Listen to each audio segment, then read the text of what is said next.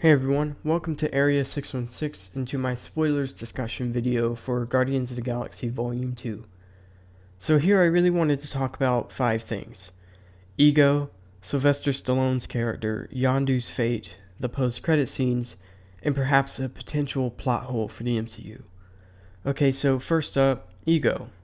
So obviously he's Peter's dad, we all knew that, but we get 2 very big reveals here. 1, he's a Celestial, and 2, he's actually the villain of the movie. First of all, I'd like to say that I was very pleased to see the planet actually have Ego's face on it.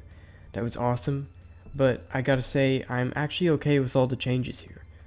Obviously, these are big changes to the comics, as in the comics, Peter's dad wasn't even Ego, much less a crazy, galaxy-killing Celestial.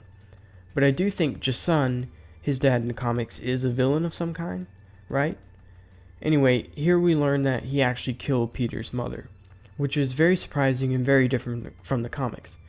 In the comics, he left Earth because he had a war he had to fight in, and he also very much loved Meredith Quill. She was actually killed by Badoon. Here, it was Ego who put the brain tumor in her, and he left because he was basically spreading himself across the universe so that it basically all becomes him. I actually liked Ego's motives. I think they kind of make sense if you consider he's just been on the edge of the universe all by himself for millions of years. Although I do think the movie could have maybe made him a little bit less evil, maybe a bit more complex. They do an okay job at giving him motives and all that, but I definitely feel like his death would have had a bigger impact if he'd been a bit more of a sympathetic character. Although I know that would have been hard to accomplish. Okay, so Sylvester Stallone is playing a character named Stakar, who's actually Starhawk, a member of the original Guardians of the Galaxy in the comics. We get a lot of references to them here, and we actually see them. We see Mainframe, who's played by Miley Cyrus, fun fact, as well as Martinex, Charlie 27, Alita, and Krugar. It was really cool to see this, and I'm super curious to see where this goes. I doubt they'll ever join the main Guardians team or anything like that, but I do wonder if perhaps they used to be a more heroic team before slowly morphing into the Ravagers they are today. Or who knows, maybe they've just always been Ravagers, I don't know. That brings me to the death of Guardians of the Galaxy Volume 2, Yondu. The whole movie really built that up, to the point where it shouldn't have surprised me when he did die, but it did, honestly. I think that was mostly just because Michael Rooker was seen wearing an Infinity War beanie, so I honestly thought he was going to survive into that movie, but he didn't. But honestly, it was fitting for him to go out here. It was actually really well done. The entire climax was, in fact. I really enjoyed it. Okay, so there were 5 post-credit scenes, in order. The first being Kraglin trying out Yondu's arrow, and accidentally stabbing Drax, the second being Starhawk meeting up with the original Guardians from the comics, and then the fourth had a Teen Groot in it. But I really wanted to talk about the third and fifth. The third is the most exciting, as it shows Ayesha, who's super angry that she lost to the Guardians again, and who is now raising a new being, who she's calling Adam, to beat them.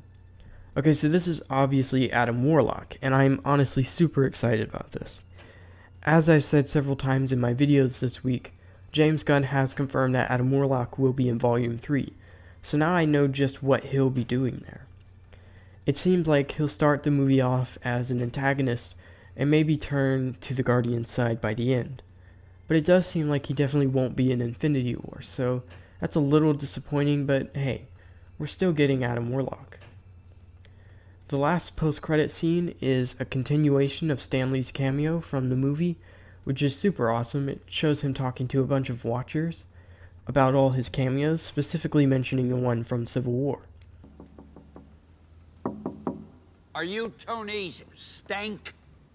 Yes, this is Tony Stank. You're in the right place. Thank you for that. And he's actually credited as the Watcher's informant. Okay, so a couple of things to mention here. First, awesome. Second, the Watchers. I was very surprised to see this, as I thought they were at Fox with the Fantastic Four.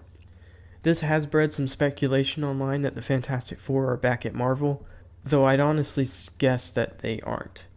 See, if I remember correctly, Fox had to ask Marvel if they could use Negasonic Teenage Warhead in Deadpool, because they changed her so much or something like that. And Marvel said, sure, but you have to give us Ego. My guess is they actually said, sure, but you have to give us Ego and the Watcher. And honestly, that actually just goes to show how little Fox cares about the Fantastic Four, that they don't even know how important the Watcher is. Anyway, I also wanted to briefly mention how this could be a really big plot hole. See, Volume 2 takes place in 2014, about 6 months after the first film. But in this cameo, Stan Lee mentions his Civil War cameo, which we know to take place in 2016. So, is he traveling through time or something? How is that happening? And also, what happened to the giant energy bubble thing in Missouri that Ego left? I mean, after it was stopped. I'm assuming somebody came and cleaned it up, but who? By this point, S.H.I.E.L.D. was no longer a thing, sort of, so what happened? I like that the movie doesn't take place in real time, and I wish more Marvel movies would do this, but honestly, this does create some plot holes. But did you guys catch something I missed? What are your opinions on everything I've mentioned? And do you think it's possible that the Fantastic Four are back with Marvel? Let me know all your thoughts and theories in the comments below. Thanks for watching, and I'll see you all next time. The sailor said, Brandy, you're a fine